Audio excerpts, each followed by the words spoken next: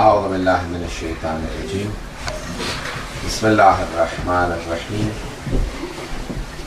الحمد للہ الذی نور قلوب العارفین بنور معرفتہ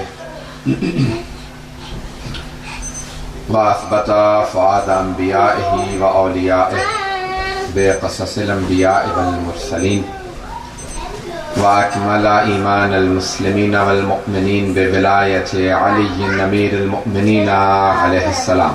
اللہم صلی علی محمد وآل محمد. والصلاة والسلام والتحیۃ والاکرام علی افضل الموجودات العابد المؤید والرسول المسدد المصطفى الامجد المحمود الاحمد اعنی ابا القاسم محمد. اللهم صل على محمد وآل محمد وعلى روحه ونفسه وسهره ووصيه سید الاتقیاء والاصفیاء مولا الموالی امام المتقین علی بن ابی طالب. اللهم صل على محمد وآل محمد وعلى اوصیائه لا سیما بقیة اللہ فی الارضین روحی وارواح العالمین لتراب مقدمه الفدا واللعنة الدائمة على أعدائهم أجمعين من الآن إلى قيام يوم الدين.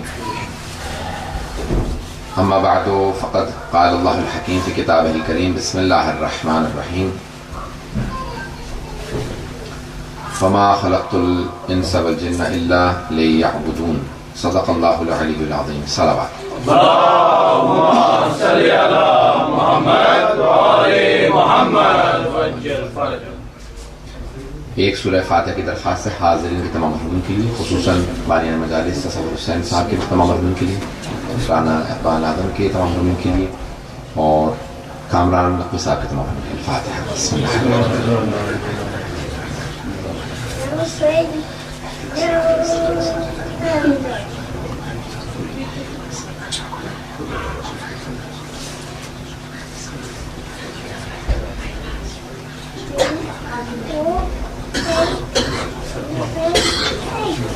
صلاة محمد. اللهم صل على محمد وآل محمد. میرا آپ در تمام برادران کے درمیان پہلا اتفاق ہے. مجھے اندازہ نہیں کہ آپ لوگ کتنی دیر مجلس سننے کے عادی ہیں، اور انگلش میں آپ لوگوں کے لیے زیادہ مناسب ہے یا دونوں میں یا اردو میں، صرف اردو میں یا انگلش اردو میں؟ I'll start off with English for a few minutes, and if you're comfortable then I'll continue for another probably 5-10 minutes, otherwise then I'll transfer to Urdu. Today, the 15th of Jamad al-Ula, according to some traditions, is the Wiladat of Imam Zainul Abidin alayhi salatu wassalam. Allahumma salli ala Muhammad wa ali Muhammad wa'ajjal farajah. The Imam whose name is Ali, and he is Ali ibn al-Hussein, Ali the son of Hussein, and we have a proof from the fourth Imam himself that Imam Hussein alayhi salam named all of his sons Ali. Well, in the court of Yazid himself la'natullahi alayhi asked the fourth Imam, who are you? I thought we killed all men. He said, Ana Ali ibn al-Hussein, I am Ali son of Hussein. He said, but I thought Ali ibn Hussein was killed in Karbala. He said, that was my brother Ali Akbar. Then he said, there are heads of all men, but there is a head of a child. He said, that is my other brother Ali Asghar. He said, did your father not find another name? Why did he name all of his sons Ali? He said, my father used to say, even if I had 100 sons, I would name all of them Ali. You see, Yazid's father Muawiyah used to have envy against Imam Ali. He was envious towards Imam Ali. He had jealousy and hatred for Imam Ali. and he did not like hearing the name Ali. And hence Imam Hussain alayhi salam named all of his sons Ali. So when in the court of Muawiyah and Yazid, people ask, who are these people? They will all say Ali, Ali, Ali.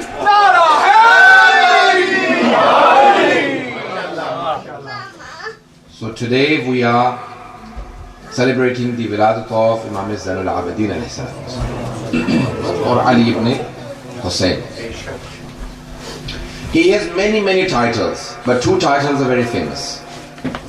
One is Zainul Abidin and the other one is Sayyidus Sajidin. There are many other titles like Imam Sajjad. There is a difference between the two titles. He is Sayyidus Sajidin, not a Sajid. He is the Sayyid of Sajidin. Sayyid means the master. He is Sayyidus Sajidin, not Sajid. Not Sajid himself. He is Sayyidus Sajidin. He is a leader and the master of all the people that do sajda to Allah subhanahu wa ta'ala. If you pay attention to this point. But his other title is Sajjad. There is a difference between Sajid and Sajjad. Sajid is a person who looks for clean land to do sajda. Sajid उसे कहा जाता है जो सजदे के लिए पाक जमीन को तलाश करे, वो साजिद है. और सज्जाद उसे कहते हैं जिसके सजदे की जमीन मुंतज़िर.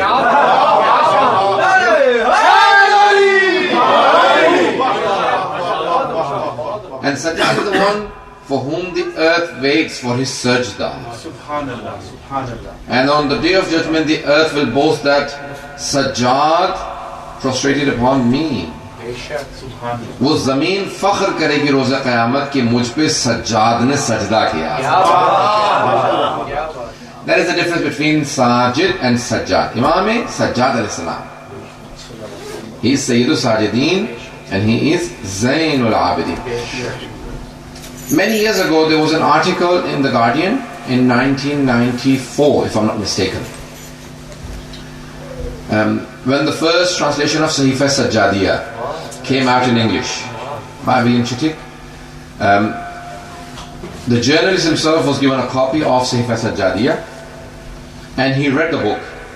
In English, the name of that Sahifa Sajjadiyah is Psalms of Islam, because there are Psalms of David, which is Zabur in Arabic, Psalms of David. In the Bible, the Bible is a compilation of all three: Torah, Zabur and Injil. The Old Testament is Torah, Psalms of David is Zabur, and the New Testament is Injil. The Bible makes up of all three books. There are many ahadith that say Zabur Al Muhammad is Sahifa Sajjadiyah. पढ़कर खुला सहीफा सज्जादिया ये राज, मुमकिन नहीं खुदाई में तमसील अहले बैत. कुरान की तरह ये भी बड़ा बेमिसाल है. अल्लाह रे फसाहत इंजील अहले बैत.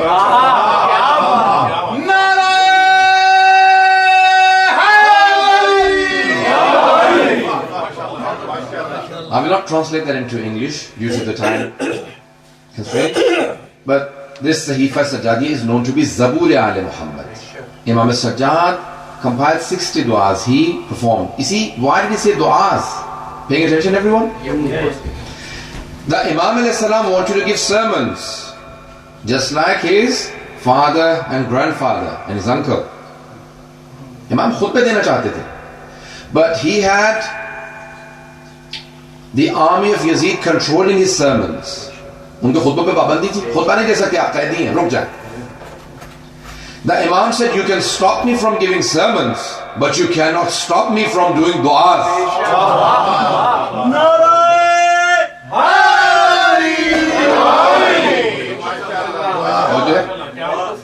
So they could not stop him from making du'as. And in those du'as, he was delivering all the messages. In the du'a, he was delivering the message. So he would start with the praise of Allah subhanahu wa ta'ala, and then the Holy Prophet and Ahlul Bayt alayhi salam. Now, This translation that I was telling you about, William Chittick's translation, in early mid-90s, 94, a journalist picked it up and he said, I was given a gift from someone and I read through the Psalms of Islam. He said, once I read through it, I could not believe that a person amongst Muslims, not today, 14 centuries ago, has conveyed such du'as that even today if you ask any Christian to write about God, could not perform anything like it. He said, I was more amazed when I found out that this person did not sit down and write them. You see, they say that when you want to write something, I write books. I've published 4. And after traveling, it takes me a month to get back into the writing mode. You know, it takes journey traveling does not go hand in hand together with writing. They say you need, in philosophy, you need a space between heaven and the earth to write something. Peace and quiet. You need time all by yourself to write something. Pay attention. You're hearing it from the writer himself. This person said, I was more amazed when I heard that this person, Imam Sadat al-Islam, did not sit down and write those du'as. He was a prisoner of battle. And while in the streets,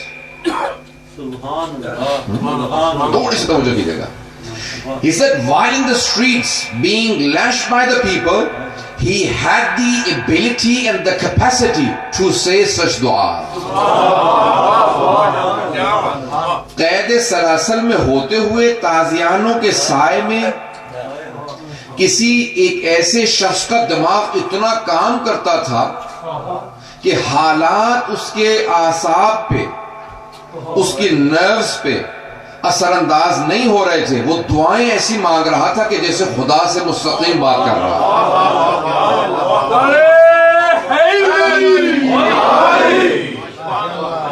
Probably a few minutes in English and then I'll transfer to Urdu. He said, I was more amazed when I found out that 14 centuries ago this person did not sit down and perform these du'as. He was imprisoned. Look at the words of the Imam al-Islam. You see, if he was one of us that was imprisoned, we would be complaining to Allah subhanahu wa ta'ala. میں کیوں زندان میں آ گیا؟ پروردگارہ تو نے مجھے jail میں کیوں ڈال دیا؟ اللہ نے تو جیل میں نہیں ڈالا، لیکن ہم لوگ ڈائریکٹ خدا سے لڑیں گے. خدا نہ خواستہ کوئی اگر پریشانی بیماری ہوتی، مجھے اللہ تو نے کیوں بیمار کر دیا؟ اللہ نے بیمار نہیں کیا. میری ہی گاڑی کی چوری ہوئی ہے، اللہ کہاں تھا؟ یعنی اللہ سب چیزیں چھوڑ کے اس کی گاڑی کی گارڈ بن گیا. ایسا ہوتا نا، ہم لوگ ایسی باتیں کر جاتے ہیں. بات کر جب انسان پریشانی میں ہوتا ہے نا، یہ نہیں سوچتا میں کس سے لڑ رہا ہوں.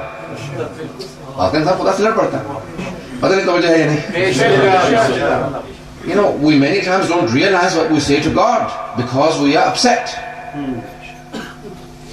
اور اگر کوئی ایسا ہو جو جانتا ہو کہ اس کے صدقے میں کائنات خلق ہوئی ہے،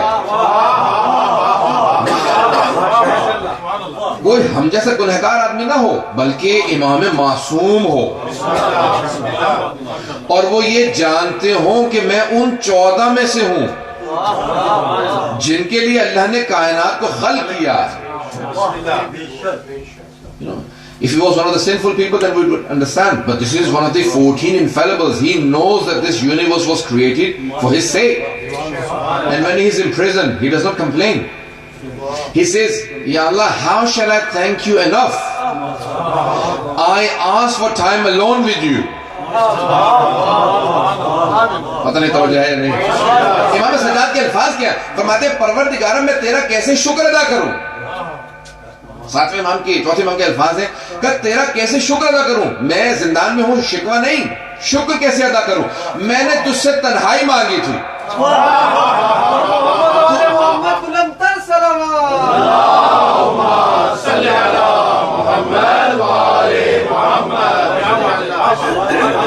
فرماتے ہیں پروردگارہ تیرا شکر کیسے ادا کروں. میں نے تنہائی مانگی تھی، تو نے ایسی تنہائی دی ہے کہ نہ سوائے تیرے کوئی اور ہے، نہ سوائے میرے کوئی اور.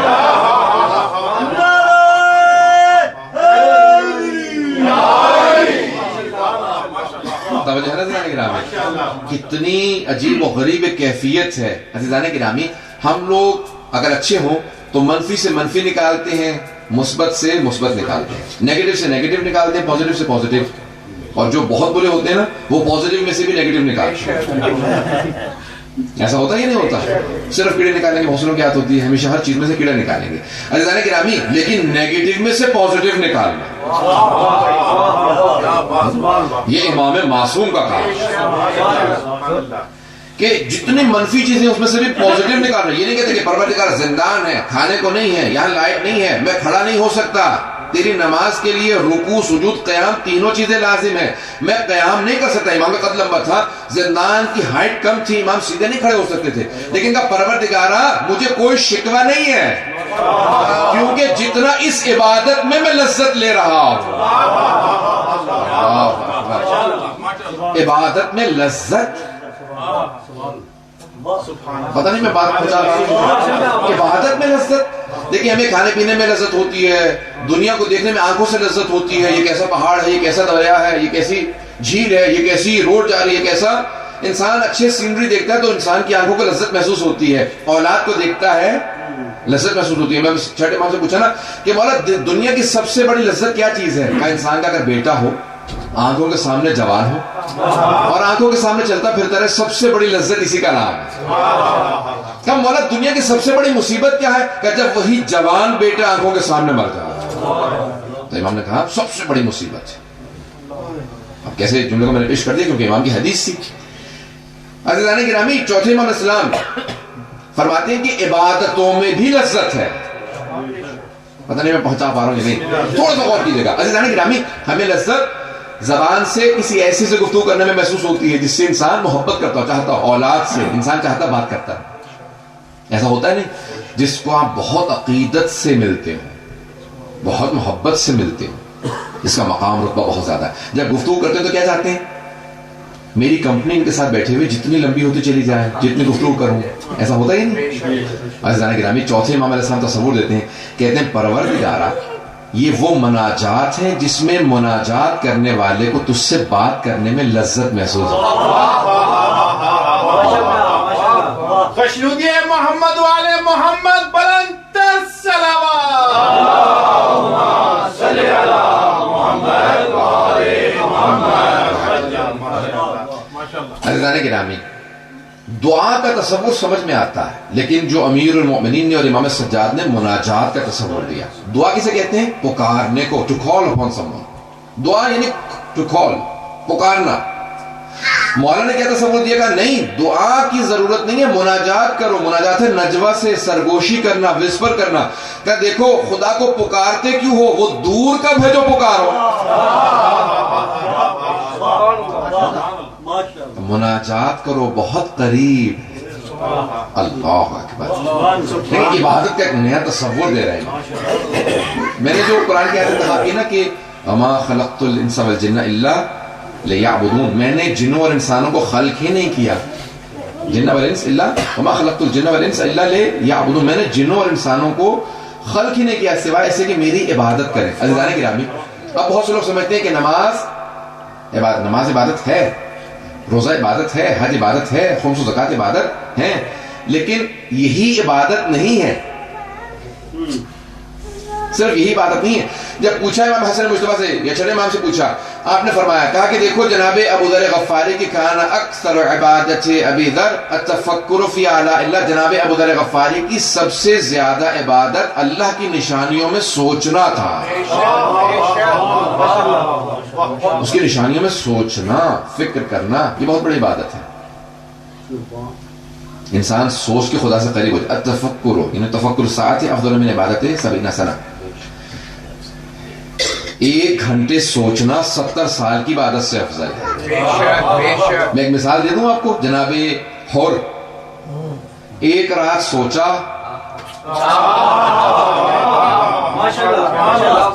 70 سال کی عبادت سے افضل. ایک اور جگہ پہ 70,000 سال کی عبادت سے افضل. وہ تفکر، وہ سوچ، وہ کنٹمپلیشن، وہ پونڈرنگ، وہ سوچ اور تھنکنگ جو انسان کو جہنم سے جنت میں لے جائے، وہ 70 سال نے 70,000 سال کی عبادت سے حضرت گرامی سوچنا.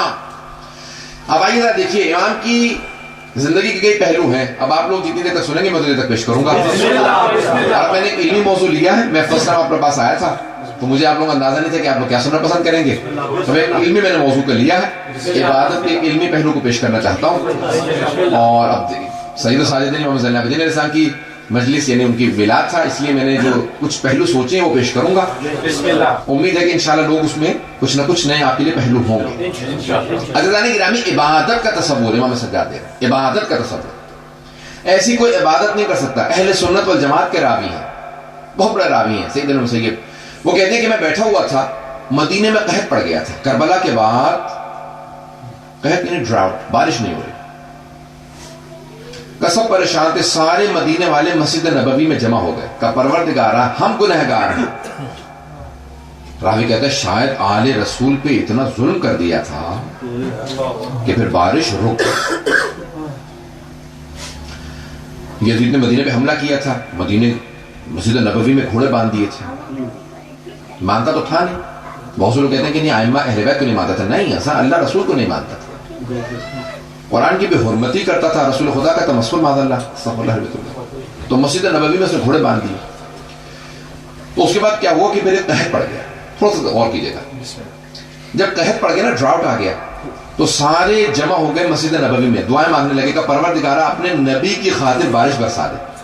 راوی کہتا ہے میں بیٹھا دیکھ رہا تھا کسی کی دعا قبول نہیں ہو رہی. کہ اتنے میں میں نے دیکھا کہ ایک موٹے موٹے ہونٹوں والا کالا حبشی غلام کہیں سے دوڑتا ہوا آیا، اور وہ آیا خاموشی سے ایسے آنے کے بعد بیٹھا مسجد نبوی میں تاکہ کسی کو معلوم نہ ہو کہ وہ آگے. یعنی اتنا تربیت یافتہ تھا کہ غلام تھا لیکن تربیت اتنی تھی کہ جانتا تھا کہ اپنی اہمیت نہ منواؤں، خاموشی سے آگے کہیں بیٹھ جاؤں، کسی کو معلوم نہ ہو کہ میں آیا اور میری دعا قبول ہونے والی ہے. یعنی وہ جانتا تھا وہ کون ہے. پتہ نہیں بات واضح کر پا رہا ہوں. He knew who he was. اب آئے ایک مرتبہ راوی کہتا ہے کہ میں نے دیکھا کہ نہیں، بڑی خاموشی سے آ کے بیٹھا، میں اس کے پیچھے جا کے بیٹھ گیا. کہ وہ دیکھ رہا تھا کہ مجھے دیکھ تو نہیں رہا. پھر اپنے ہاتھوں کو بلند کیا کہ پروردگارا تجھے اس کا واسطہ جس کا میں غلام ہوں. چمن چمن کلی کلی علی علی علی علی، نگر نگر گلی گلی علی علی علی علی، نعرہ حیدری، مشروطیہ محمد والے محمد بلند تر صلوات. اللہم صلی علی محمد والے محمد. ماشاءاللہ کیا ماشاءاللہ. عزیزان گرامی، واسطہ دینا یہ سب کی روش رہی ہے. خود رسول خدا جناب ابو طالب ان سب کی روش ہے واسطہ دے کے دعا مانگنا. تو اس غلام نے کہا پروردگارا تجھے واسطہ اس کا جس کا میں غلام ہوں، مدینے والوں پہ بارش برسا دے. راوی کہتا ہے کہ ابھی اس کے ہاتھ نیچے نہیں آئے تھے کہ ایک مرتبہ بارش برسنے لگی. کا خاموشی سے اٹھا اور جانے لگا تاکہ کسی کو پتہ نہ چلے میری دعا قبول ہوئی. کتنا مقام ہے اس کا. کہ جب جانے لگا نا تو میں نے دیکھا کہ بھی کس کا واسطہ دیا، کس کا غلام ہے، یہ کون ہے.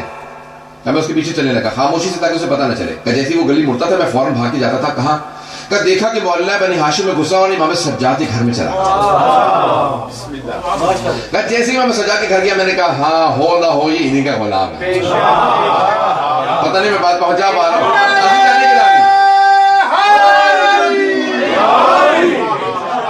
عزیزان گرامی، جس کے غلام ایسے ہوں ان کا اپنا مقام کیا ہوگا. یہ امام سجاد علیہ السلام تھے. کہ اس دن تو بارش تھی، میں چلا گیا. سید المسیب کہ اس دن میں چلا گیا.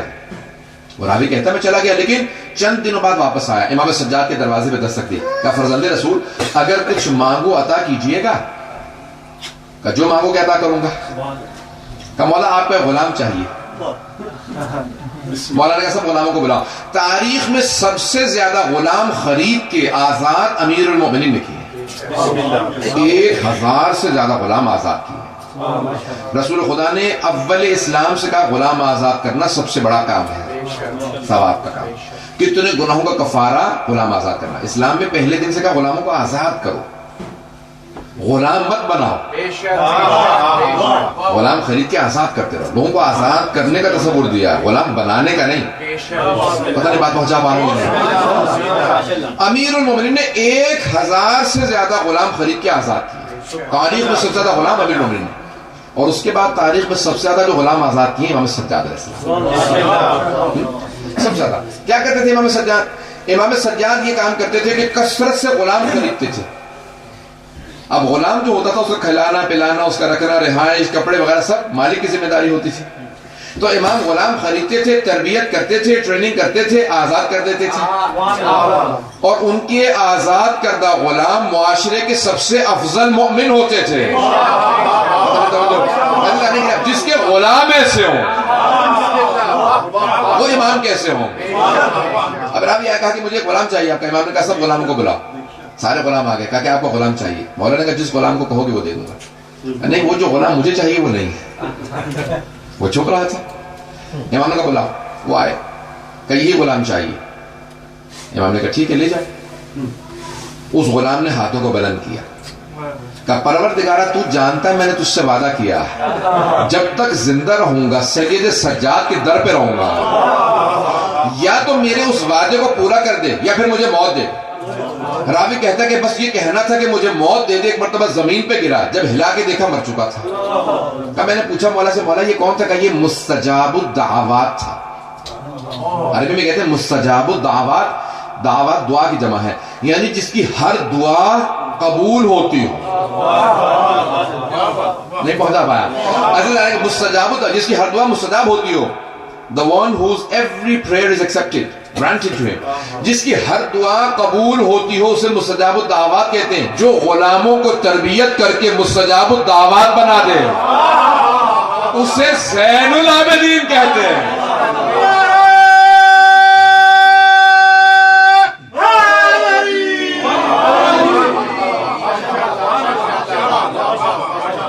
مجھے آپ کے حسن سماعت کو دیکھتے ہوئے بہت خوشی بھی ہو رہی ہے اور تعجب بھی ہو رہا ہے کہ اتنے دور استاد جگہ پہ اور اتنے پیارے انداز سے سن رہے ہیں. بہت محبت، بڑے پیارے انداز سے سن رہے ہیں آپ لوگ.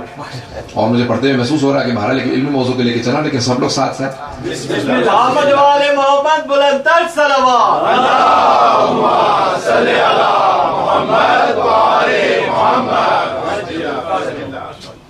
عزیزان گرامی، یہ ہے مستجاب الدعوات. سیدنا مسیب وہ کہتے ہیں کہ مجھے تعجب ہوا کہ ان کے غلام ایسے تھے. عزیزان گرامی، جن کا غلام ایسا ہو جو یہ نہ چاہتا ہو کہ دکھاوا ہو، ریاکاری ہو، شوئنگ آف ہو، کتنی خاموشی سے دعا مانگے قبول کروائے چلا جائے.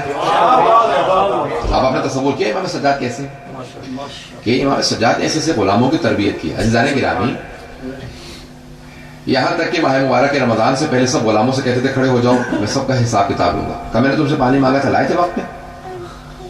کہا نہیں مولا بھول گیا تھا.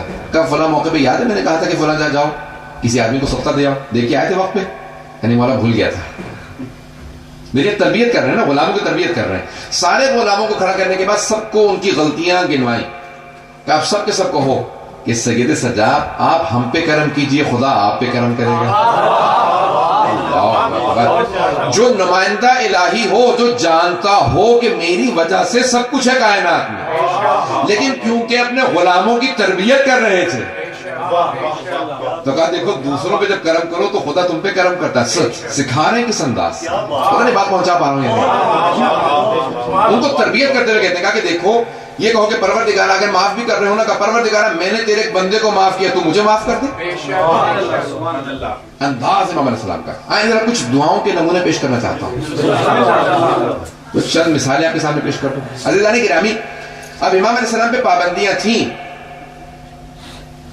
دعا صرف مانگ سکتے تھے، خطبے نہیں دے سکتے تھے. تو امام نے کیا کیا، دعاؤں کے ذریعے سے وہ باتیں پہنچائی ہیں کہ آج 21st سینچری کے اندر لوگ وہ باتیں سمجھ رہے ہیں. 20th سینچری کے اندر جانے کے بعد ایک بات 70s میں 1970s میں تقریباً 40 ایئرز بیک ایک سائنسدانوں نے ایک ایکسپیریمنٹ کیا کہ بھئی سمندر بہت گہرے ہیں، اوشنز آر ویری ڈیپ. جتنے زمین کے اوپر پہاڑ ہیں نا اونچے اونچے، اس سے زیادہ اونچے پہاڑ سمندر کے اندر ہے. پھر وہ گہرائیوں میں گئے, پھر اوشن میں انہوں نے نیچے جا کے دیکھا کہ وہاں بھی مچھلیاں ہیں. کب؟ 20th سینچری میں. غور کیجیے گا, 20th سینچری میں, 20ویں صدی میں جانے کے بعد انہوں نے دریافت کیا کہ بہت چھوٹی چھوٹی مچھلیاں وہاں پہ بھی ہیں. پھر پریشان ہونے لگا, جب یہ مچھلیاں نیچے ہیں اور یہ تو اوپر آ نہیں سکتی, اتنے اوپر آتے ہوئے تو ان کو کئی مہینے لگیں گے.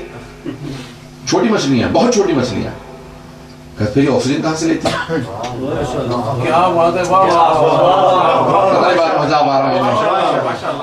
ڈسکوری چینل پہ پورا دیکھ رہا تھا پروگرام. انہوں نے کہا کہ 70s میں جا کے دریافت ہوا کہ یہ اوپر تو آ نہیں سکتی, اگر اوپر آنا چاہیں تو لہروں کا زور اتنا, ویوز اتنی تیز ہے کہ یہ مر جائیں گی, یہ کٹ جائیں گی, ختم ہو جائیں گی, مر جائیں گی.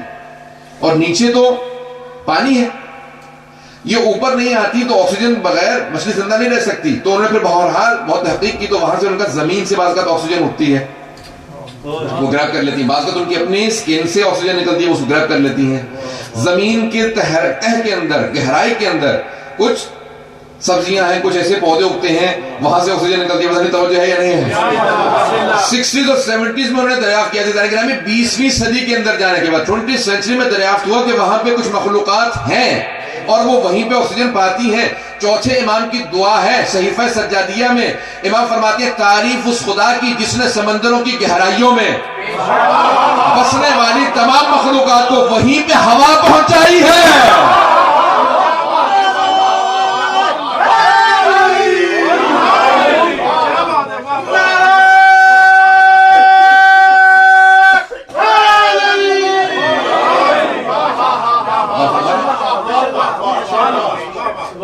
تعریف اس خدا کی جس نے سمندروں کی گہرائیوں میں ان تمام مخلوقات کو جو سمندر کی سطح پہ نہیں آ سکتی وہاں پہ آکسیجن پہنچائی.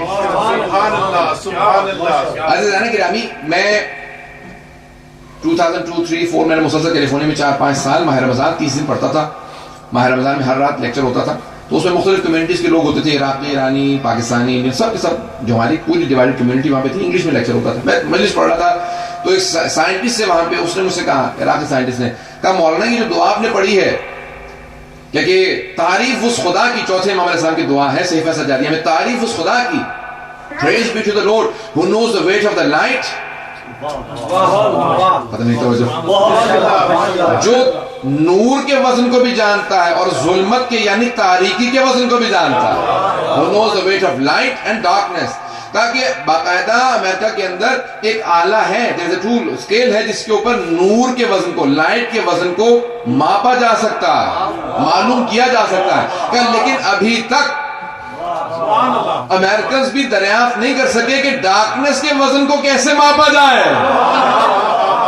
عزیزان گرامی, معصوم اسے کہا جاتا ہے جو 1400 سال پہلے جو بات کہہ جائے 1400 سال بعد سائنس ترقی کرنے کے بعد دریافت کرے. جب انوینشنز ہوں تب جا کے معلوم ہو سائنس پیچھے ہے, امام بہت آگے. خوشنودی محمد والے محمد بلندر صلوات.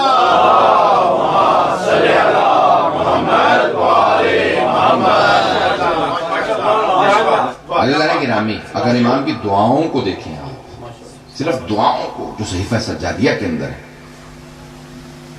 کہ ان دعاؤں سے امام نے کیا کیا پیغام پہنچایا. آج دنیا غم بخود ہے.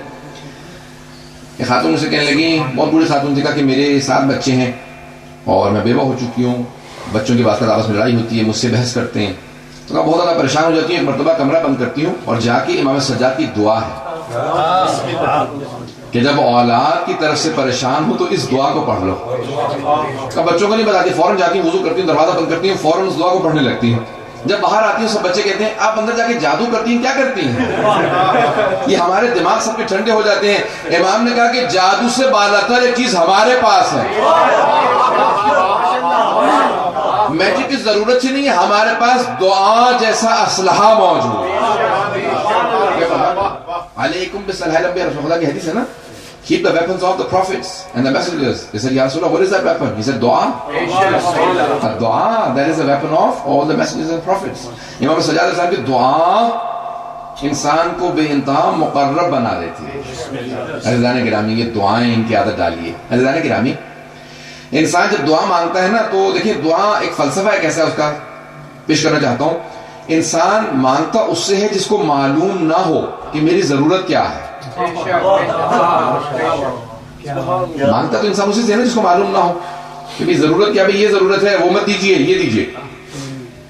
یا کہے کہ نہیں جو دیا ہے نا میں بتاتا ہوں مجھے زیادہ ضرورت کس چیز کی ہے.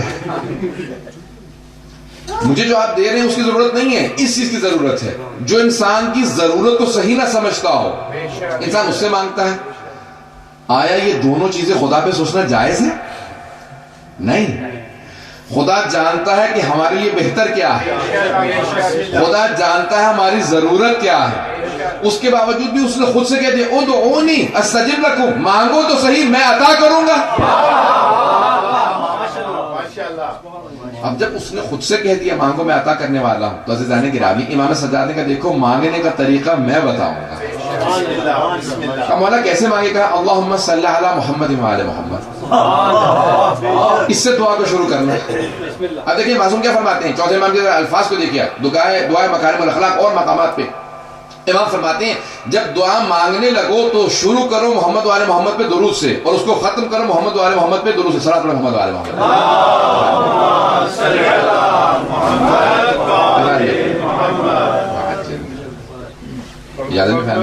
محمد باردی کے صلوات.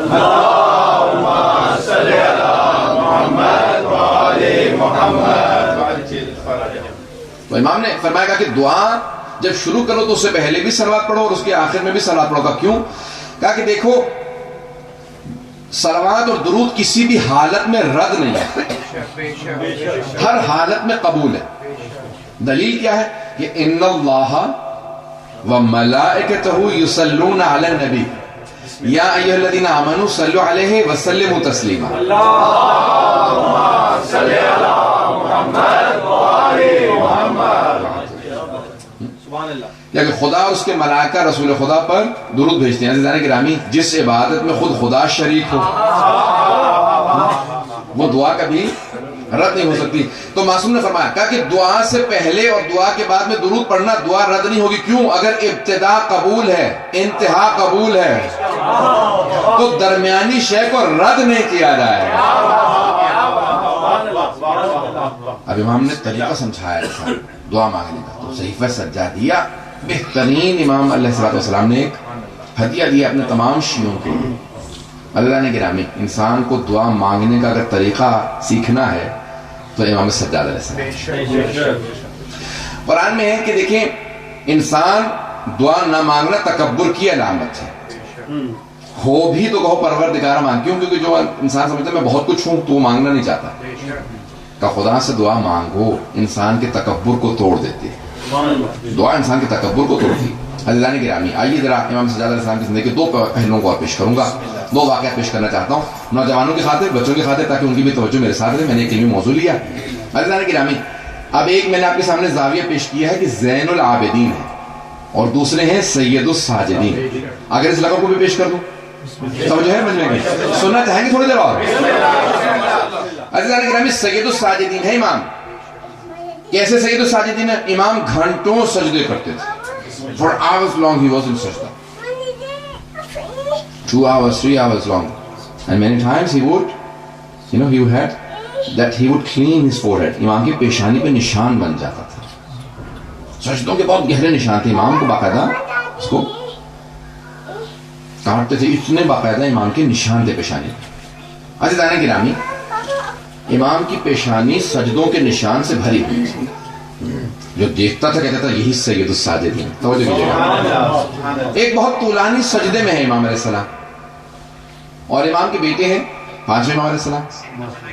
کہ اچانک پانچویں امام علیہ السلام کے متعلق پورے مدینے والے کہنے لگے ارے محمد باقر کنویں میں گر گئے.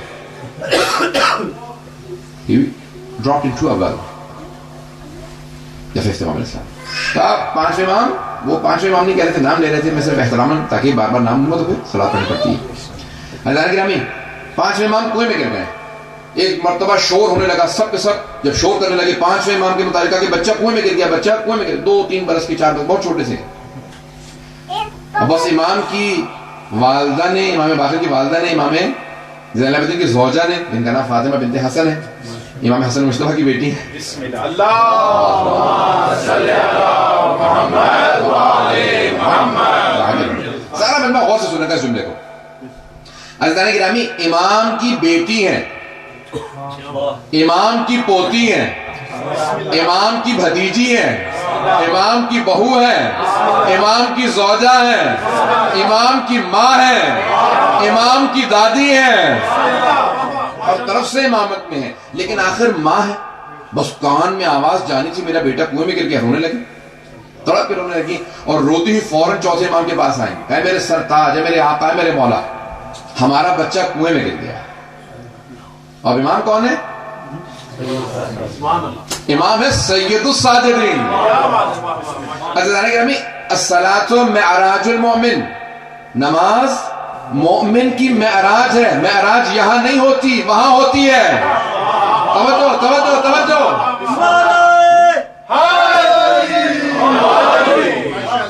معراج کہاں ہوتی ہے؟ معراج کسے کہا جاتا ہے؟ اسینشن کو کہتے ہیں نا معراج. تو معراج یہاں نہیں، وہاں ہوتی ہے. عزیزان گرامی، نماز کی معراج سجدہ،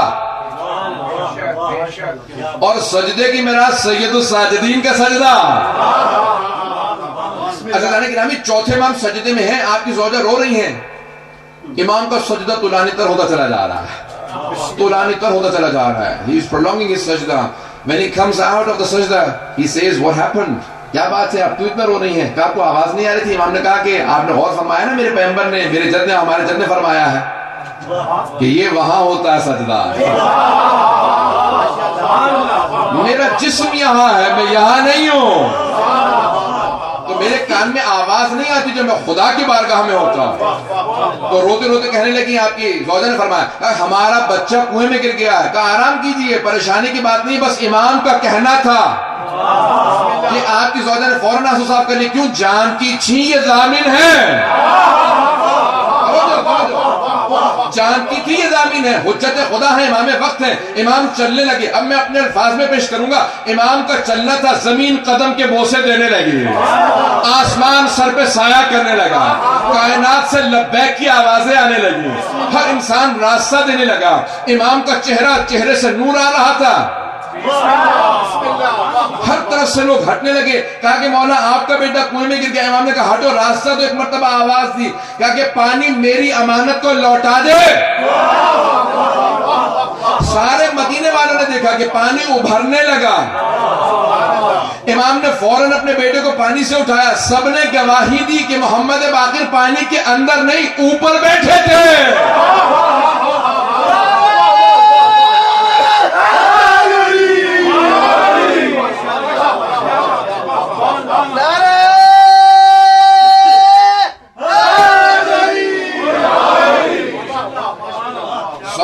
پانی کے اندر نہیں ہے بلکہ پانی کے اوپر بیٹھے کھیل رہے ہیں. تو اتنی دیر گزر گئی، نہ جانے 2 گھنٹے، 1.5 گھنٹہ، 3 گھنٹے، کتنا عرصہ گزر گیا.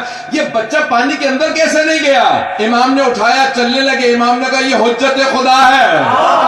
ایک مرتبہ ایک آدمی نے آوازی کا، مولا اتنی دیر سے آپ کا بچہ پانی میں تھا، پریشان نہیں ہوئے؟ کہا نہیں، میں خدا کی عبادت میں تھا. کہ آپ کو یہ پریشانی نہیں تھی کہ آپ کا بیٹا ڈوب جائے گا؟ کہ جب میں نے اس کی عبادت میں خیانت نہیں کی، وہ میری امانت میں کیسے خیانت کر سکتا؟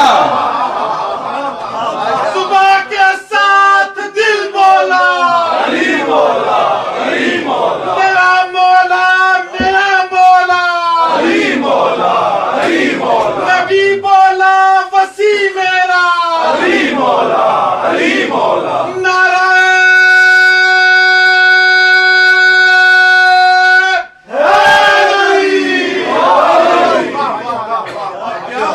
مولانا صاحب کی دراز عمر کے لیے بلند تر صلوات. اللہم صلی علی محمد وآل محمد. ماشاءاللہ.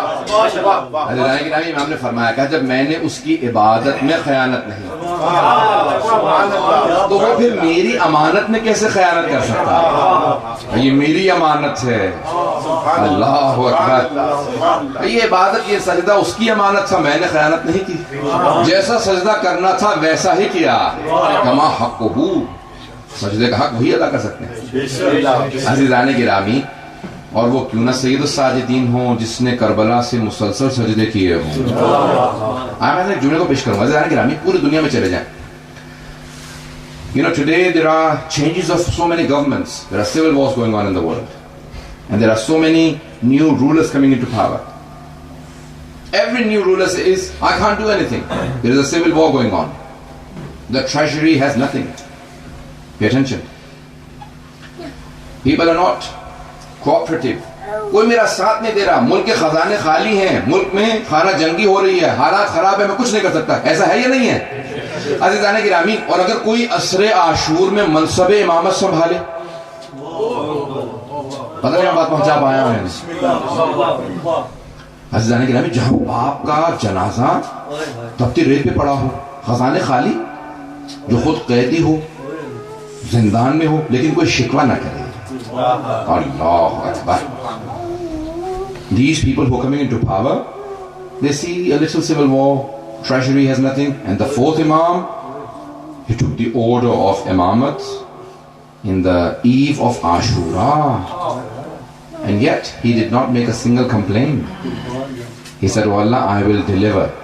And had it not been for the fourth Imam alayhi salam, he did the tarbiyat, he trained the people, because first is tazkiyah, he trained the people, and the fifth and the sixth Imam alayhi salam taught the people. Had it not been for the fourth Imam, the people could not learn. جملے کو پہنچا پاؤں یا نہیں؟ حضرت گرامی, اگر چوتھے امام علیہ السلام تربیت نہ کرتے, جب تک تربیت نہ ہو تب تک انسان علم حاصل نہیں کر سکتا, جب تک تزکیہ نفس نہ کرے. تو چوتھے امام نے ایک ایسی بنیاد رکھی کہ پانچویں اور چھٹے امام علیہ السلام نے علوم آل محمد کو عام کر دیا, معاقل العلوم بنے, اور ہم جعفری کہلائے. بات پہنچ رہی نا عزیزان گرامی؟ عزیزان گرامی, اب کیا کروں گی, مسائل کا جملہ ہے, بہت سی آنکھوں میں آنسو آ گئے ہیں, لیکن میں اس بات کو کہے بغیر آگے نہیں جا سکتا کہ عزیزان گرامی, آج پوری دنیا میں ہر انسان شکوہ کرتا, گلہ کرتا, میں کچھ نہیں کر سکتا, حالات اچھے نہیں ہیں. عزیزان گرامی, چوتھے امام نے اس انداز سے منصب امامت کو نبھایا کہ خداوند متعال کہے گا, سلام ہو اے سجاد, اے سید سجاد, آپ کی عظمتوں کو سلام ہو, آپ نے حق امامت ادا کر دیا. نہ عبادت میں کوئی کوتاہی ہے, نہ سجدوں میں, نہ تبلیغ دین میں, بلکہ عصمت کبریٰ کے پیکر ہیں. اس انداز سے پہنچا رہے ہیں. حضرت گرامی ہیں زین العابدین, یہ ہیں سید الساجدین. بات پہنچ گئی ہے حضرت گرامی؟ ہمارے ایک بات کو کہوں, حضرت گرامی, پھر امام کے متعلق جو سب سے زیادہ چیز مشہور ہے نا, وہ ہے گریہ. آپ کا پوری زندگی پھر کربلا کے بعد گریہ کرتے رہے, لیکن بے مقصد گریہ نہیں تھا, با مقصد گریہ تھا. صرف رو نہیں رہے تھے, بلکہ اس انداز سے روتے تھے کہ دیکھنے والا سوال کیے بغیر رہ نہیں سکتا تھا. پوچھتا تھا, کیا بات ہے, اتنا کیوں رو رہے ہیں آپ؟ کہتے, تجھے نہیں معلوم فرزند رسول خدا کے نواسے کو پیاسا سے بھا کر دیا گیا. عزیزان گرامی, ہر انسان پوچھے بغیر رہ نہیں پاتا تھا. امام نے ہر جگہ پہ اپنے بابا کے پیغام کو پہنچایا, ان کی مظلومیت کو پہنچایا, ہر انسان کو بتایا میرے بابا بہت مظلوم تھے. عزیزان گرامی, مدینے میں شہید اصغر نے ایک واقعہ لکھا اپنے کتاب میں, وہ کہتے ہیں امام سجاد علیہ السلام کی زندگی سے متعلق, کہتے ہیں مدینے میں ایک آدمی تھا جو سب کی توہین کرتا تھا. اپنے ایک دوست سے کہنے لگا کہ مدینے میں کوئی ایسا نہیں جس کی میں نے توہین نہ کی ہو, اہانت نہ کی, صرف یہ سید الساجدین ہیں جن کی میں نے توہین نہیں کی, اہانت نہیں کی. کہا آج جاؤں گا, آج معاذ اللہ, کہ خبردار تجھے نہیں معلوم یہ سید الساجدین ہے. کہ ایک مرتبہ پیچھے سے گیا, امام کی ابا کو کھینچنے لگا. کہ جیسے اس نے ابا کو کھینچا نا, تو امام نے مڑ کے دیکھا, بس امامت کا چہرہ, ہیبت و جلال, چہرے پہ نور, بس امام کا دیکھنا تھا کہ ایک مرتبہ اس کی آنکھوں میں آنسو. امام نے آیت کی تلاوت کی, ان لنا یوما یخسر فیہ المبطلون, ایک دن ایسا آنے والا ہے جس میں بطلان کار, برا کام کرنے والے بڑے خسارے میں ہوں گے, نقصان میں ہوں گے. رونے لگا. کہا مولا میری توبہ قبول ہو سکتی ہے؟ مولا نے کہا تو توبہ کی ضمانت دے, دوبارہ گناہ نہیں کرے گا, میں ضمانت دیتا ہوں تیرے سارے گناہ معاف. حضرت گرامی, اس کے بعد پھر بہت بڑا عابد و زاہد بنا, سارے گناہوں کو چھوڑ دیا. ہم ایسے کو سید الساجدین زین العابدین مانتے ہیں. حضرت گرامی, چند جملوں کو پیش کروں گا, تھوڑا سا میرے ساتھ توجہ رکھیے, کیونکہ بنا روایت جو ہیں وہ جناب سید صلی اللہ علیہ کی ایام شہادت, صرف ایک جملے کو پیش کرنا چاہتا ہوں, اس کے بعد میں تمام کر دوں گا. پھر اس کے بعد آخر میں اگر کوئی سوالات ہوں گے, سوالوں کے جواب دوں گا. عزیزان گرامی پوری زندگی گریا کرتے رہے. جو سوال کرتا تھا نا کہ کیا بات ہے مولا آپ کیوں گریا کر رہے ہیں, تو امام فوراً جواب دیتے تھے قتل ابن رسول اللہ عطشانا, فرزند رسول کو, نواز رسول کو پیاسا ذبح کر دیا گیا. یہاں تک کہ پھر پوری زندگی جب اپنے بابا کے سر کو دیکھا نا امام نے, پھر پوری زندگی کبھی بھی جو سر کا گوشت تھا وہ نہیں کھایا, پھر پوری زندگی سر کا گوشت نہیں کھایا. اس بکرے کو بھی دیکھتے تھے فوراً تڑپ کے رونے لگتے تھے. یہاں تک کہ مدینے میں بات پھیل گئی تھی کہ جب امام سجاد گھر سے نکلتے ہیں تو سارے جو قصابی تھے, قصابی جتنے بچر سے, وہ اپنے پشتوں پہ اپنے جانوروں پہ کپڑا ڈال دیتے تھے, چھپا دیتے تھے, کہیں چوتھے امام کی نگاہ نہ پڑ جائے. جب بھی دیکھتے تھے گوشت کو تڑپ کے رونے لگتے تھے. یہاں تک کہ ایک قصائی مرتبہ مشغول تھا, کام کر رہا تھا, نہیں رک سکا, تو امام گزرتے ہوئے اچانک رکے اور رونے لگے. کہا میں کچھ سوال کرنا چاہتا ہوں. کہا بولا مجھے معافی ادا کیجیے گا, معاف کر دیجیے گا, میں بھول گیا تھا آپ کے آنے کا وقت ہو گیا. امام نے کہا کہ میں کچھ سوال کروں, جواب دے گا؟ کہا فرمائیے. کہا میرا پہلا سوال یہ ہے, جب تو اس جانور کو ذبح کرنے لگا تھا تو نے اسے پانی پلا دیا تھا؟ کہا فرزند رسول ہم بغیر پانی پلائے ذبح نہیں کرتے. امام رونے لگے. پھر امام نے دوسرا سوال کیا, کہا جب تو اس کو ذبح کرنے لگا تھا تو نے خنجر کو تیز کر لیا تھا؟ کہا مولا ہم پہلے خنجر تیز کرتے ہیں پھر بعد میں ذبح کرتے ہیں. امام نے کہا میرا تیسرا سوال, جب تو اسے ذبح کرنے لگا تھا کوئی دوسرا جانور دیکھ تو نہیں رہا تھا؟ کہا نہیں ہم چھپا کے ذبح کرتے ہیں. پھر امام نے فوراً کربلا کا رخ کیا اور تڑپ کے رونے لگے. کہا بابا وہ جو کربلا میں آئے تھے وہ کیسے مسلمان تھے؟ بابا نہ انہوں نے آپ کو پانی پلایا نہ خنجر کو تیز کیا, میری پھپھی کھڑی دیکھ رہی تھی, میری پھپھی سے چھپایا نہیں بابا. حیران گرامی, میں امام سجاد علیہ السلام کی کیونکہ زندگی سب سے زیادہ گریا کرنے والے امام, اس لیے میں نے چند جملے پیش کیے. آئیں ذرا بھی آنکھوں میں جب آنسو ہوتے ہیں نا تو دعا رد نہیں ہوتی. جب آنکھ میں آنسو ہو تو دعا قبول ہوتی ہے. سب ہاتھوں کو بلند کیجئے گا, میں دعا کرواؤں گا. پروردگارا ہم سب کو 12ویں امام کا ظہور دیکھنا نصیب فرما. پروردگارا جہاں جہاں مومنین بسے ہوئے ان کے سب کی جان مال عزت آبرو کی حفاظت فرما. عراق کے حالات خراب ہیں, بحرین کے, شام کے, پاکستان کے سب مومنین کی حفاظت فرما. پروردگارا جہاں جہاں شین حیدر قرار ہیں سب کی جان مال عزت آبرو کی حفاظت فرما. ہمارے مقامات مقدسہ کی حفاظت فرما. پروردگارا نجف و کربلا کی, کاظمین کی, سامرہ کی, بلد کی اور شام کے تمام روضوں کی حفاظت فرما. پروردگارا حکومت اسلامی کی حفاظت فرما. اور پروردگارا جتنے بھی ہمارے مومنین جہاں جہاں بسے ہیں سب کی حفاظت فرما. جو مومنین یہاں موجود ہیں سب کی دعائیں مستجاب فرما, کسی کو خالی ہاتھ نہ لوٹا. پروردگارا ایک واسطہ پیش کریں گے. پروردگارا امام سجاد علیہ السلام ہم لوگ عبادت کرتے ہیں نا تو اس کے لیے بھی جانواز بچھا لیتے ہیں, اس کے لیے بھی سجدہ رکھتے ہیں, اس کے لیے ہم کوشش کرتے ہیں کہ ہمارے لیے کوئی آرام دہ جگہ ہو. اور اگر کوئی کربلا سے شام کے راستوں میں کانٹوں پہ سجدے کرتا رہا ہو, اس امام علیہ السلام کی عظمتوں کو سلام. و پروردگارا امام سجاد کے پاؤں میں لگے کانٹوں کا واسطہ ہماری ان گنہگار آنکھوں کو امام زمانہ کی زیارت نصیب فرما. پروردگارا جنت البقیع تعمیر ہوتا دیکھنا نصیب فرما. جتنے مومنین مریض ہیں پروردگارا ایک واسطہ دوں گا, بیماروں کے لیے ایک واسطہ دوں گا. میں ایک آپ سے سوال کروں, آپ نے کبھی دیکھا کہ کسی بیمار کو لوگ بستر سے گرا دیتے ہوں؟ شام غریبہ میں امام سجاد کو بستر سے گرا دیا گیا تھا.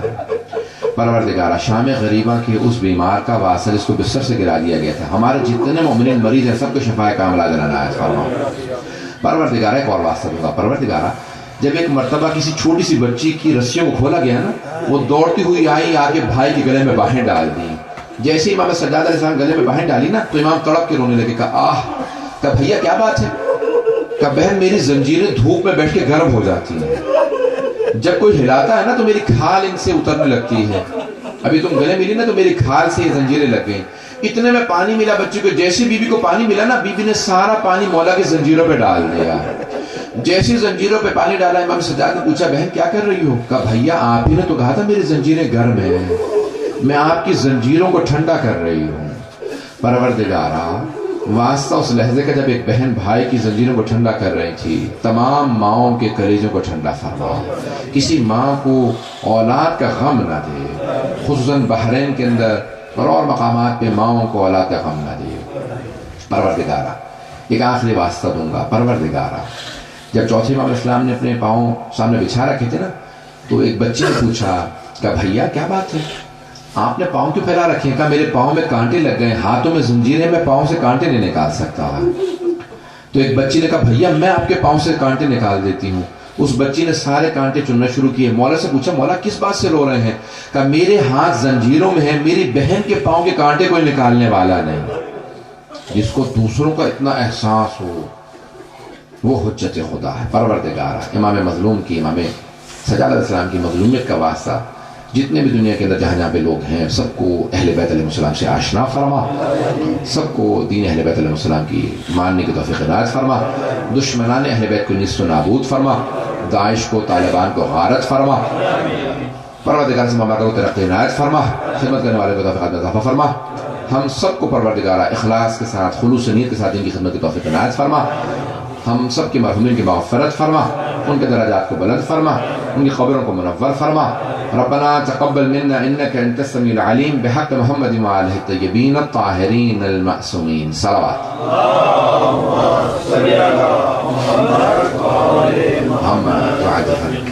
اگر سوالات ہوں گے ذرا any questions ان شاء اللہ بلا سبب ہم ختم کرنے والے تھے لیکن اگر سوالات ہیں ذرا any questions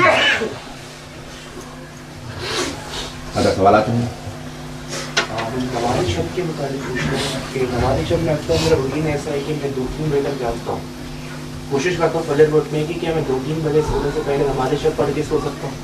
نماز شب آدھی رات کے بعد کبھی بھی پڑھ سکتے ہیں، نصف عشاء کے بعد، مڈ نائٹ کے بعد کبھی بھی نماز شب پڑھ سکتے ہیں، اور اگر عشاء کے بعد بھی چاہیں تو پڑھ سکتے ہیں، لیکن آدھی رات کے بعد سے فجر سے پہلے کبھی بھی پڑھ سکتے ہیں، اور the closer to فجر the better، جتنی بھی فجر سے قریب تر پڑھیں اتنا بہتر، ثواب زیادہ ہے، لیکن آدھی رات کے بعد کبھی بھی پڑھ سکتے ہیں، ویسے عشاء کے بعد بھی پڑھ سکتے ہیں۔ اوکے سوال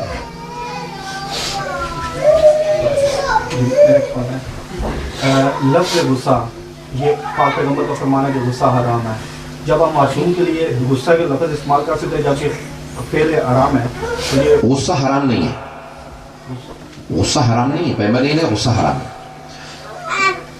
غصے میں قابو کھو دینا، انسان کو قابو نہ رہے اپنے آپ، غصہ نہ آنا یعنی غیرت نہ ہونا، یہ بھی ہے، غصہ آنا چاہیے، وإلا انسان میں غیرت ہی نہیں ہے۔ غیرت کی علامت ہے کہ انسان غصہ آئے گا، لیکن غصے میں بے قابو نہ ہو کہ اسے یہ معلوم نہ ہو، اس کی زبان قابو میں نہ ہو کہ جو چاہے خدا کے خلاف بول دے، جو چاہے ماں باپ کے خلاف بول دے، جو چاہے کسی کے خلاف بول دے، نہیں، قابو ہونا، غصے میں قابو ہونا ضروری ہے۔ غصہ آنا حرام نہیں ہے، غصے میں قابو نہ ہونا۔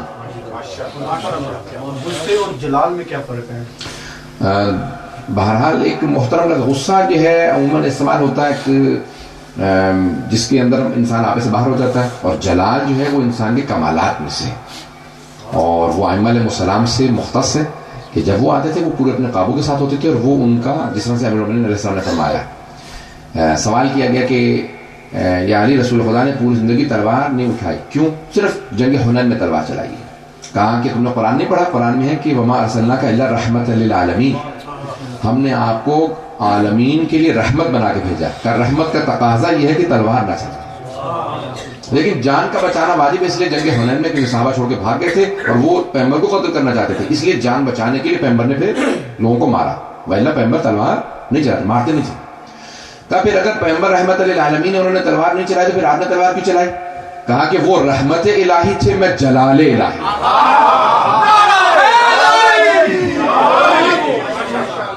آپ کے سوال کا جواب ہو گیا؟ وہ جلال الہی، غصے میں جلال میں فرق ہے، جلال صرف اللہ کے لیے ہے، معصومین علیہ السلام۔ اور اگر سوال ہوگا تو جواب دیں گے۔ تو آپ نے کہا ہے صاحب کچھ کتابیں لکھی ہیں، وہ کہاں سے مل سکتی ہیں؟ میں لیکن یہ ایسا بھی نہیں، تو میں اگر مجھے پہلے سے تھوڑا سا رہتا تو شاید میں لکھا تھا۔ کتاب التوحید کا انگلش میں ٹرانسلیشن کیا ہے، شیخ صدوق کی 1000 سال پرانی کتاب ہے، ہماری سب سے اہم ترین کتابوں میں سے توحید صدوق، اس کا انگریزی میں ٹرانسلیشن کیا۔ پرنسپلز آف فیتھ انگریزی کے اندر، جناب فاطمہ زہرا کی زندگی کے اوپر کتاب کا ترجمہ کیا ہے، لندن میں ہے میرے پاس، انشاءاللہ اگر نیکسٹ ٹائم میں آؤں گا تو میں لیتا ہوں گا، نہیں تو میں پوسٹ کروا دوں گا کسی سے، حاجی سے میرا وغیرہ کا۔ صحیفہ سجادیہ کا آپ ذرا نام دوبارہ بتا دیں۔ صحیفہ سجادیہ کی کئی translation, there are many translations of Sahifa سجادیہ in English. The first and the most famous translation is by William Chittick. William Chittick کا ترجمہ ہے Psalms of Islam کے نام سے، اس کے علاوہ بہت لوگوں نے ترجمہ کیا، کافی ایرانینز اینڈ پاکستان۔ نہیں، میں نے ترجمہ نہیں کیا کیونکہ اس کے آلریڈی 7 یا 8 ٹرانسلیشنز موجود ہیں انگلش میں، 5 سے زیادہ ٹرانسلیشن ہیں. تو امریکہ سے بھی کچھ لوگوں نے there are a number of translations of Psalms of Islam Sayyid Sajjadi in English, and all of them are good, but William Chittick's is Shakespeare English. تو اس نے شیکسپیئر کی زبان میں ترجمہ کیا ہے بڑی محنت کر کے. دعائے کمیل کا صحیفہ سجادیہ, دعائے مشلول, یہ اس نے ترجمہ کیے ہیں, اور یہ ترجمے پڑھنے سے تعلق رکھتے ہیں جو ان کی انگلش اچھی ہو, لیکن سادہ ترجمے بھی موجود ہیں صحیفہ سجادیہ کے. جو لٹریچر سے شغف رکھتے ہیں وہ پھر ولیم چٹک کا ترجمہ پڑھیں. جن کو لٹریچر کا شوق نہیں ہے وہ سادہ ترجمہ پڑھیں کسی وقت. اور اگر کوئی سوال ہو ایک آخری سوال لے لیں گے. What's my favorite dua? Our ulama all have said that the best dua that we have, Allama Majlisi, Sheikh Abbas Qumi, Imam Khomeini, all three have said that the best dua that we, the Shias, have, something that we have, none of the other Muslims have. 2 things we have, other than Quran, Nahj al-Balagha, Sahifa Sajjadiyya. 2 things we have that none of the other Muslims have: ziyarat and du'as. زیارتیں اور دعائیں جتنی ہمارے پاس ہیں کسی کے پاس نہیں. Now the best dua according to Allama Majlisi, Sheikh Abbas Qumi and Imam Khomeini is dua kumail. The best dua is dua kumail. My favorite is Ya Sari' ar-Rida. او اللہ جو بہت جلدی راضی ہو جاتا ہے. اللہ ناراض بہت دیر سے ہوتا ہے, راضی بہت جلدی ہو جاتا ہے. مومن کے لیے بھی بعض احادیث میں کہ مومن بھی ایسے ہی ہوتا ہے, ناراض بہت دیر سے ہوتا ہے, راضی بڑی جلدی ہو جاتا ہے. مومن بھی ناراض بڑی مشکل سے ہوتا ہے اور راضی بڑی جلدی. تو اللہ یا سریع الرضا اغفر لمن لا یملک الا الدعاء. I also like many of the du'as, but after taqibat, subhana man la ya'tadi ala ahli mamlakatihi. For memory, this is the best dua. According to Zanjani, I asked him a short dua for hafiza, for memory. After every namaz, if you read this dua, I can write it inshallah. This is probably I've been reciting for over 20 years after every namaz. If there are any questions, otherwise we'll call it a night. Rasulullah, mashallah, ہم سب جانتے ہیں رحمت للعالمین تھے, لیکن ہمارے سنی brothers جو تبری میں اور سیرت رسول اللہ میں بنی قریظہ کا واقعہ جس طرح لکھتے ہیں, اس میں ہمارا کیا نظر ہے؟ بہت اچھا سوال ہے. I'll quickly repeat the question in English and I'll translate into English for the better of the youth. Please answer it in English. Yes. Now the question is that the Holy Quran says the Holy Prophet is a mercy for the universe. Then what do we say about the incident of Bani Qurayza, where the historians have mentioned, Tabari and others have mentioned that the Holy Prophet ordered all of Bani Qurayza to be killed, the men. First of all, the history does not say that the Holy Prophet ordered for them to be killed. Number 2, Sheikh Najah al-Tai, a contemporary writer who's still alive, he has more than 400 books. In his Siratul Nabi, he says this incident did not happen. Some of the Jewish rabbis who converted to Islam, like Abu Huraira, like Abu al-Ahbar and others, they did not truly convert, and they fabricated a lot of Israeliyat, and they also showed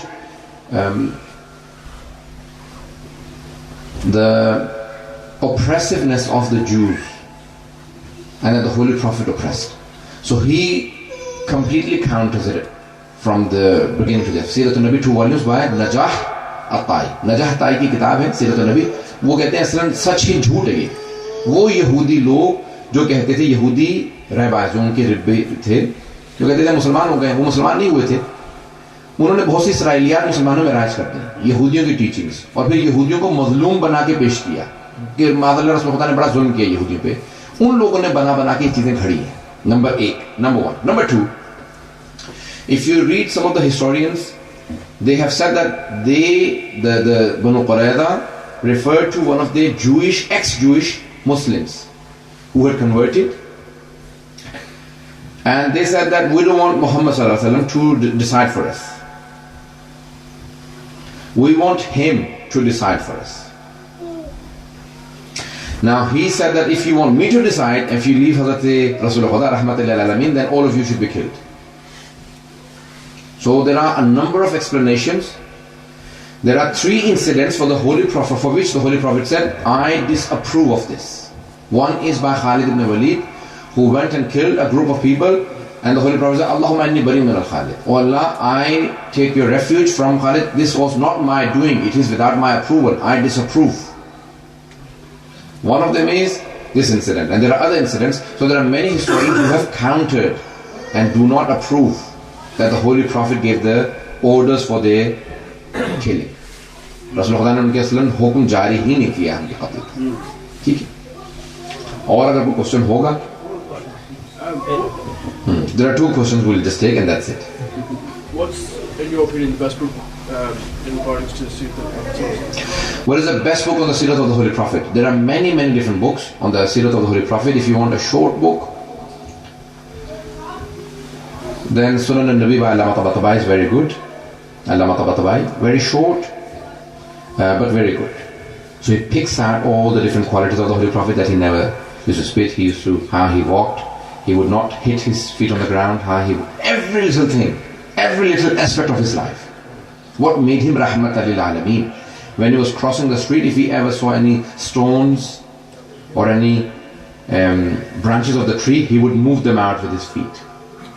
Little things about the Holy Prophet, he's covered in there. And if you want a detail, there is a 35-volume set by Sahih min Sirat al-Nabi al-Azam by Atala Sayyid Jafar Murtada Amili. Sayyid Jafar Murtada Amili has a 35-volume set on the life of the Holy Prophet, Sahih min Sirat al-Nabi al-Azam. If you want a lengthy one, then that book, and a short one by Allama Tabatabai, Sunan al-Nabi. आजकल दो तरह की ideologies को मैं सुनता हूँ लोगों से. एक तो ये कि इमाम ज़माना ज़हूर के हवाले से वो कहते हैं कि ज़हूर के हवाले से आप कुछ नहीं कर सकते, और जो दूसरे आइडियोलॉजी सुनता हूँ कहते हैं कि आपको रास्ता हमवार करना है, सबको मिलकर रास्ता हमवार करना है. तो इसमें से कौन सी सही है? और अगर तो वाकई ये है कि अगर हमें ही कुछ करना है, स्पेशली जिस जगह हम हैं, तो वो हमें क्या करना है? Okay. Question everyone understands? He's saying that there are two ideologies amongst the Shias. One says that we need to pave the way for the Prophet Muhammad Islam. We need to prepare the grounds that he comes. And the other one says that we have nothing to do with the Prophet Muhammad. Okay. You know, when you invite a guest to the house, मैं English में जवाब देता हूँ, सब बेहतर है कि बच्चों के इसमें बता. Now you invite a guest to your house. You say, okay, when the guest comes, then we will prepare the food, we'll clean up, and we'll do everything. Or when you invite the guest and you know the time, then you start preparing. जब आप एक दावत दे देते हैं ना, तो फिर आप कहते हैं भी हमें तैयारी करनी चाहिए क्योंकि कोई आने वाला है. और कुछ लोग ऐसे होते हैं जब आएगा देखी जाएगी. तो ये अच्छा मेजबान नहीं है. मेजबान अच्छा वो होता है जो मेहमान के आने की तैयारी करे. A good host is the one who prepares for the guest who is coming. Always a good host will always clean up, will prepare, everything should be prepared. Now we have so many ahadith from the Aimar al-Muslim and one from the 12th Imam. He said, no one will delay in my coming except for my own Shias. मेरे ज़हूर की ताजील में कोई रुकावट नहीं होगा सिवाय मेरे अपने शियों के. जिस दिन तुम तैयार हो जाओगे उस दिन मैं आ जाऊंगा. का मौला क्या करें? का आपस के इख्तलाफात बंद कर दो, मैं आ जाऊंगा. जब तक तुम आपस में लड़ते रहोगे मुझसे कहोगे आ जाओ, जब तुम खुद आपस में लड़ रहे मुझे क्यों बुला रहे?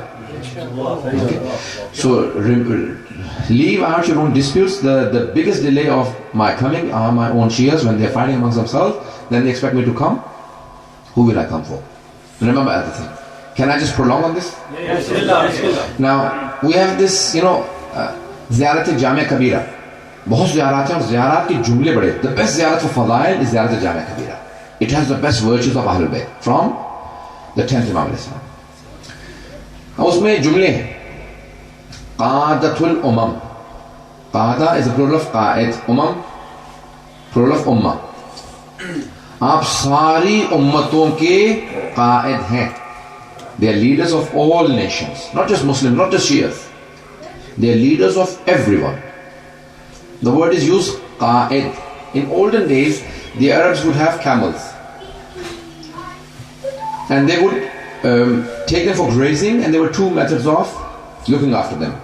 One person would hold a stick and he would just walk behind the camels. If any camel went off, he would hit and bring him back. He was called Sa'iq. And the other one would walk in front and he would just hold one camel and all others would walk behind him. He was called Qa'id. Today the driver behind, because he's behind the driving seat, in Arabic he's called Sa'iq. and the leader is called Qaid. आज भी अरबों में ना driver को कहते हैं साइक और आगे चलने वाले को पेशवा को कहते हैं कायद. आइम्मा है कायद, दे नॉट साइक. पता नहीं बात पहुंचा पा रहा हूं. Everyone pay attention to this point. Now they do not come and lead you from behind. क्यों? क्योंकि जो पीछे चलने वाला होता है उसे कहते हैं, उर्दू में कहते हैं हाँकने वाला. हाँकना समझते हैं ना? मार मार के रेवड़ को चलाने वाला, हाँकने वाला. हाँकने वाले बहुत मौजूद हैं. आइम्मा हाँकने के लिए माज़अल्लाह नहीं आएंगे कि मार मार के चलाएं. वो हाथ में लाठी लेके हाँकने वाले दुनिया में सारे मौजूद हैं. आइम्मा है क़यादत के लिए, लेकिन क़यादत की एक शर्त है. There is a condition. You know the one who walks in the front, he holds one camel, all the other camels follow. You know why? Because they're all trained. उन सब की तरबियत हुई भी होती है. उन सब को पता होता है कि हमें इसको एक को फॉलो करना है क्योंकि आगे कायद जा रहा है. हम जब क़यादत के लिए तैयार हो जाएंगे तो इमाम आ जाएंगे. तो हमें तैयार करना है जमीन. या इमाम अल मुंतज़र. ये आवाज भी तो वैसी आनी चाहिए ना जैसे आपके अंदर है. या इमाम अल मुंतज़र.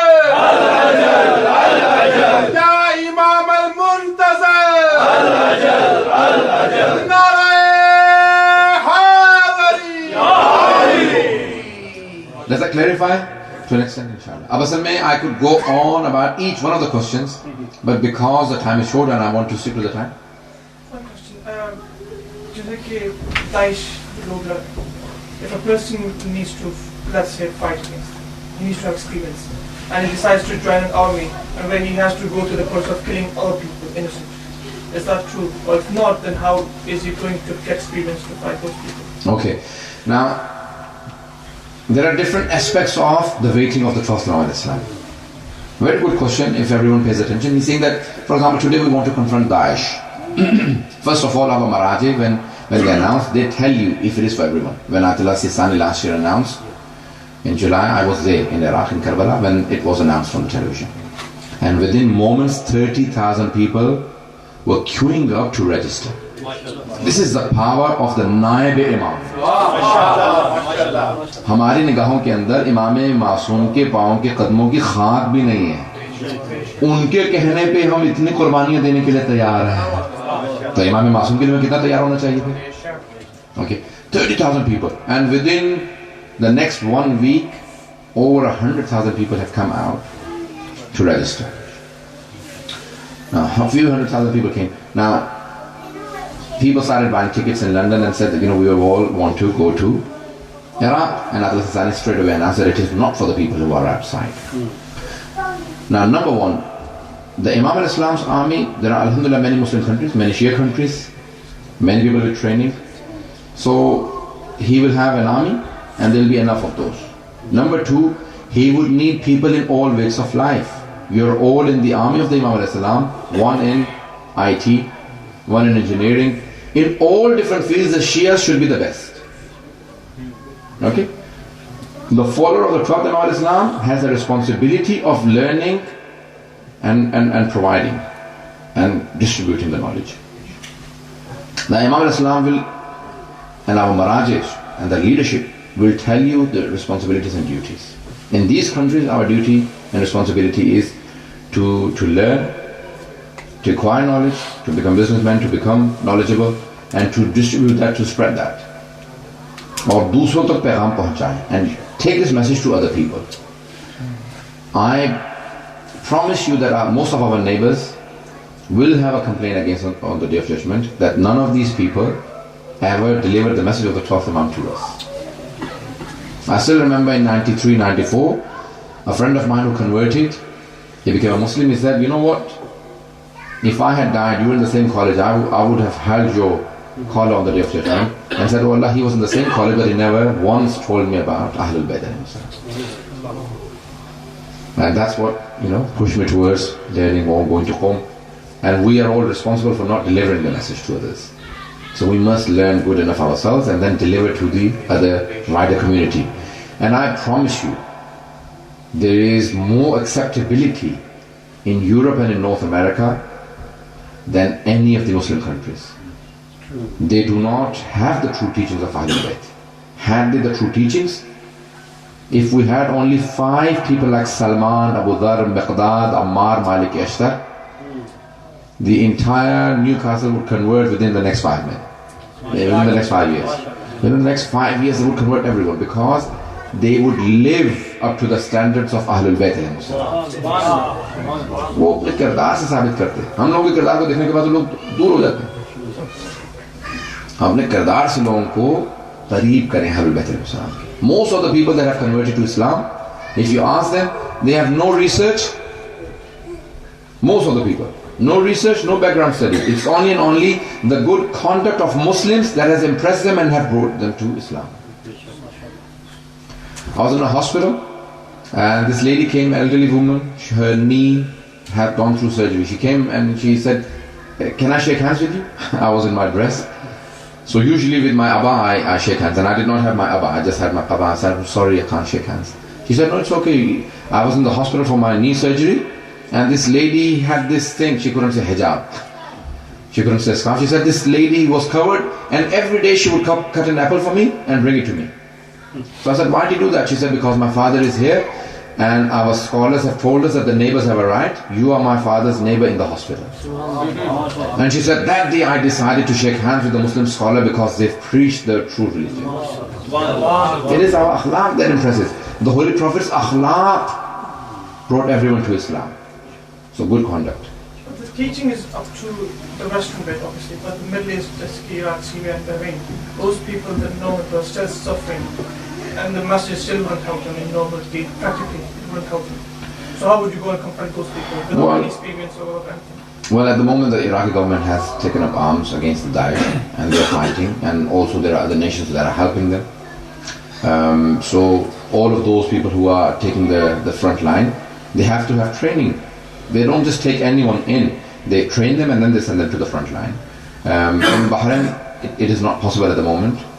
Unfortunately, Bahrain had more than 90% of the population was Shia population, but over the time, the Saudis had more influence and they did not go forward and take the government in their own hands. And now they're oppressing. Wherever there are Shias in government, Shias in power, they would not oppress. Everyone has the right to practice their own religion. Even non-Muslims have a full right. Go to Iran, you'll have Jews and Christians and Zoroastrians practicing their own religion.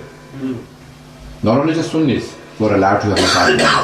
But whenever the extremist groups come into power, they always suffocate all other peoples, including Shias. So it's not just Shias suffering, it's others as well suffering. So obviously there are responsibilities and duties, and obviously it will take time before Bahrain comes out of the mode it is in. It will take another probably 4 or 5 years minimum, if things carry on as they are. If there is a massive change in the Saudi regime or in America, then it may happen earlier. But with the present situation in Saudi Arabia, I don't think there will be a change in Bahrain very quickly. We don't want to criticize things too much. Okay. सब मिलके दुआएं मांगो हमारा बिस्मिल्लाहिर्रहमानिर्रहीम अल्लाहुम्मा कुल्लि वलिय्यिकल हुज्जत इब्निल हसन सलवातुका अलैहि व अला आबाइहि फी हाज़िहि الساعة وفي كل ساعة وليا وحافظا وقائدا وناصرا ودليلا وعينا حتى تسكنه أرضك طوعا وتمتعه فيها طويلا برحمتك يا أرحم الراحمين. صلوات. برحمتك يا أرحم الراحمين. وصلى الله على محمد وآله الطاهرين.